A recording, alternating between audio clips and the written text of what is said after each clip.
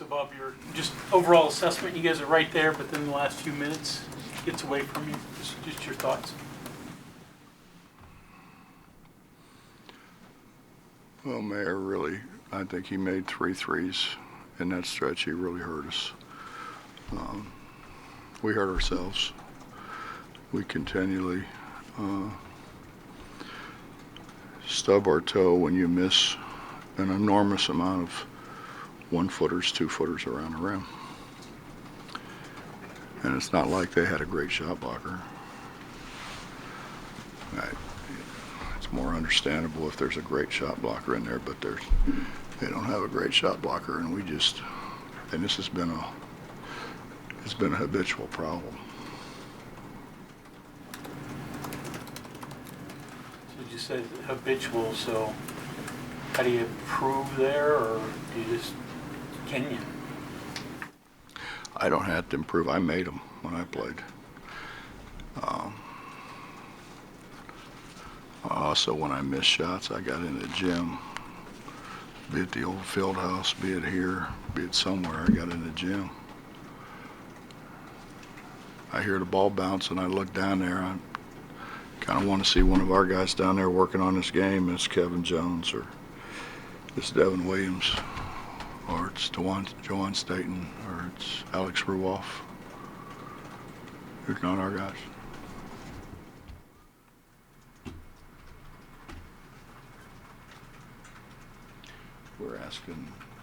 We're asking guys who never played at this level to step up, and then because they don't or they can't, places a huge burden on JB and Taz and Sean to score. That makes it hard. Kind of going off that, did you get to a point tonight where you just couldn't really trust any of the bigs? I mean, We had DC in the game. We had DC in the game. At the end, when we were down 10, we had to try to make some threes and stop them. And DC's not the guy to make a three.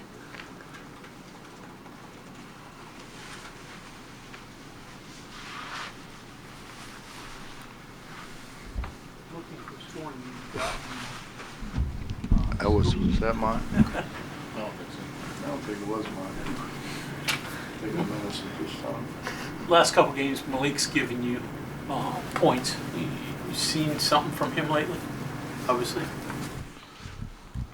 Yeah, he's really competed. I think he's turned it up in practice. You know. He's really good at getting the ball at the basket.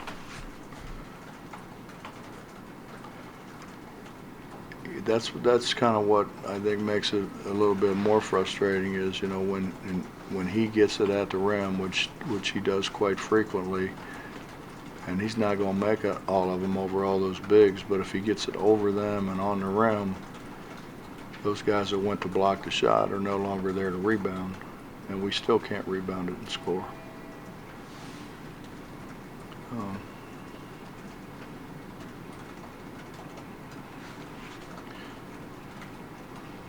We've just got some areas, you know, that we got to improve in. We were horrible free throw shooters, as you know, early, and we've shot the free throws pretty well here of late because guys are coming in early and staying late, shooting free throws.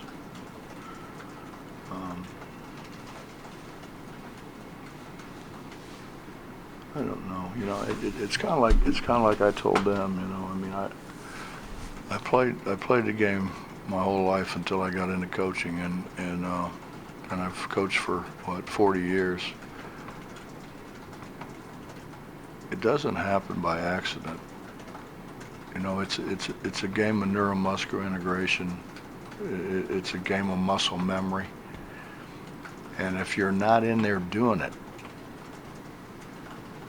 obviously you don't give your muscles a chance to figure it out, you know. And so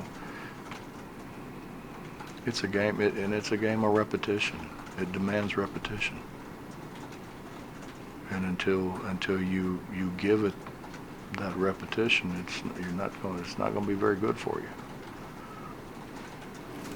And we've gone through this before, and it's not their fault. I mean, I think a lot of them don't know. You know, a lot of them was the big fish in a small pond. They didn't have to. I mean, DC, for example, is the leading shot blocker in the country.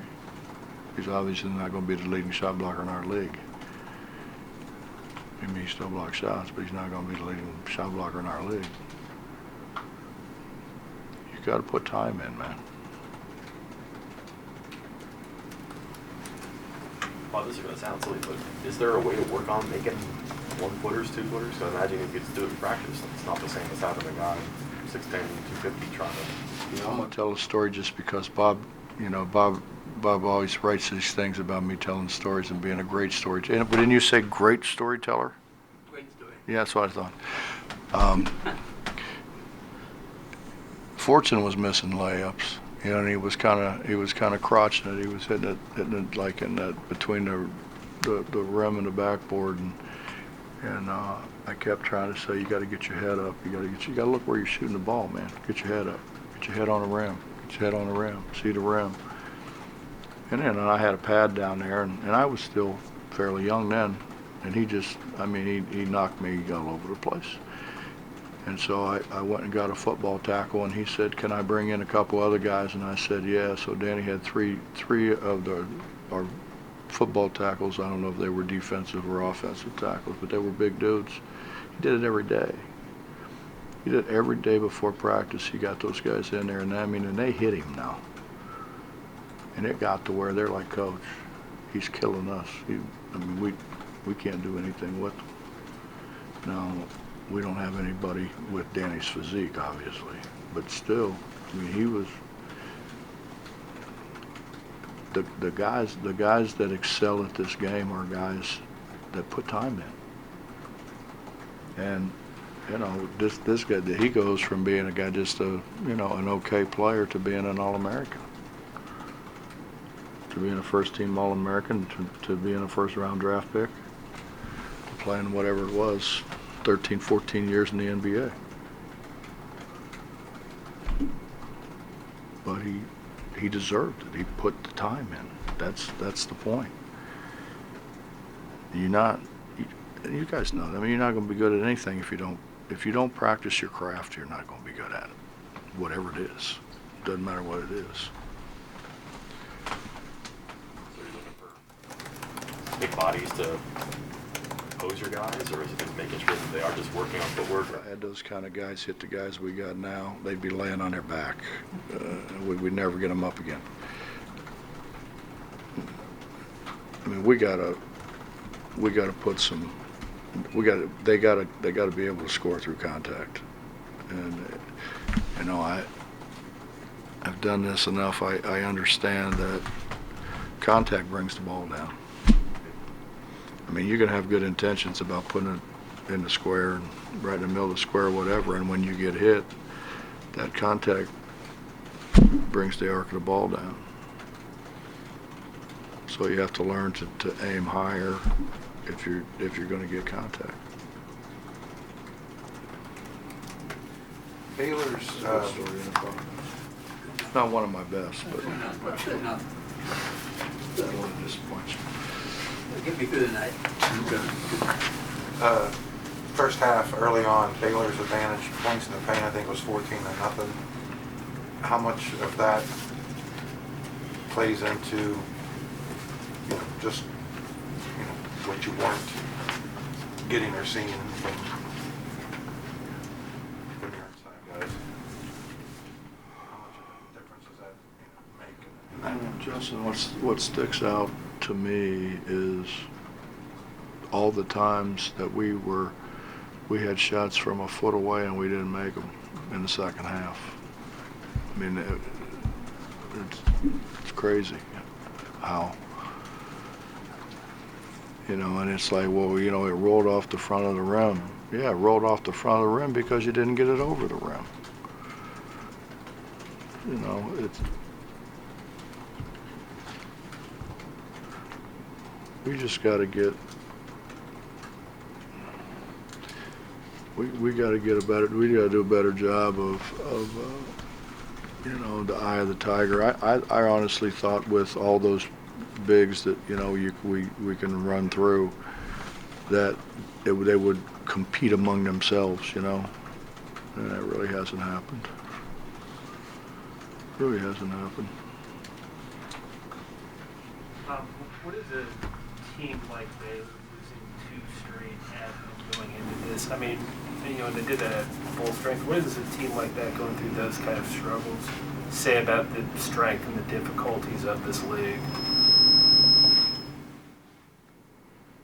I didn't understand exactly what you asked me. Oh, sorry. What does a team like Baylor losing 2 straight at home going into this game? What does that say about the strength and difficulties presented on a day-to-day, game-by-game basis in this league? It's a great league. I mean, I haven't said anything but that. You know, the difference in this league is because it's a small league, we don't have bad teams. We just don't have bad teams, and we don't, and we have great coaching.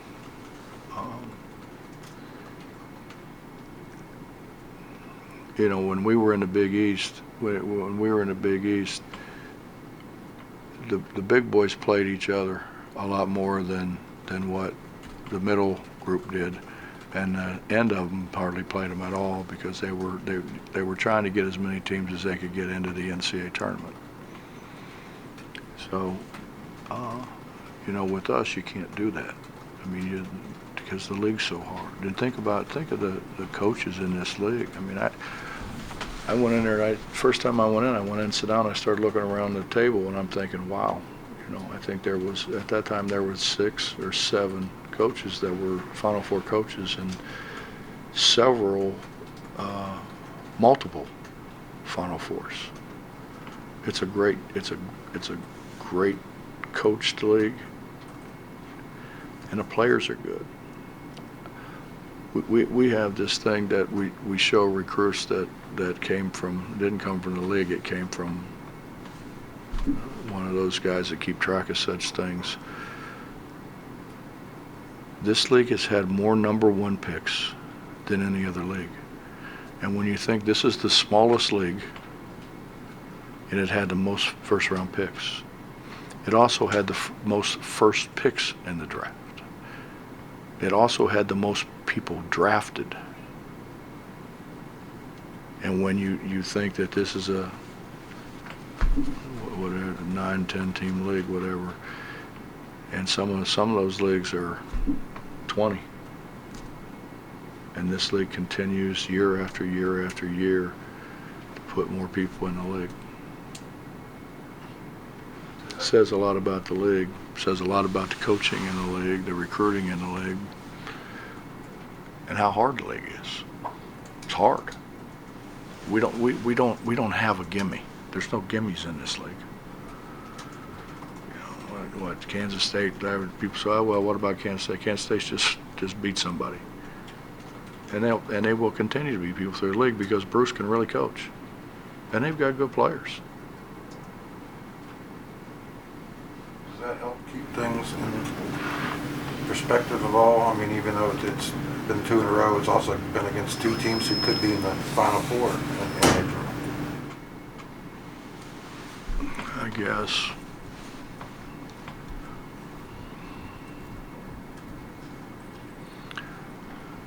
I have a history of kind of looking at the bad and not relishing the good. Those people, I think, But I definitely am. Well, you said yesterday Kaz wasn't 100%. You seem to have better pep today. Your thoughts on where he was? He still doesn't. He's still not what he was. You can really see it when you know how good he was early when he had the ball, and he would bounce it hard at the guy and kind of get the guy back on his heels, and then all of a sudden, bam, he's in the air and he's making shots. He's not doing that now. And when, you know, when you're running up and down the way you run up and down in basketball, first thing to go is your legs. First thing to weaken is your legs. Now when you're coming off of, I guess, a major sickness, I guess you would call it that, it's going to take some time. So he's not the Taz Sherman that we had at the beginning of the year. He'll get there because he'll work out. He wants to get there, but I mean, I can't fault their effort. I mean, you know, you go in and JB's dead tired, you know, but JB's playing multiple positions. Playing multiple positions offensively, playing multiple positions defensively. And he has to for us to be able to have a chance to win. Coach Cryer for Baylor picked up 3,000 the first half, and then picked up his fourth in the second half, but then still, you know, kind of kept going. What did he help Baylor do tonight? The way he was able to keep playing. What did you think of his games tonight? He made shots. Yeah. I mean, the other stuff you have to ask those guys down there. Sometimes they see the game different than I do.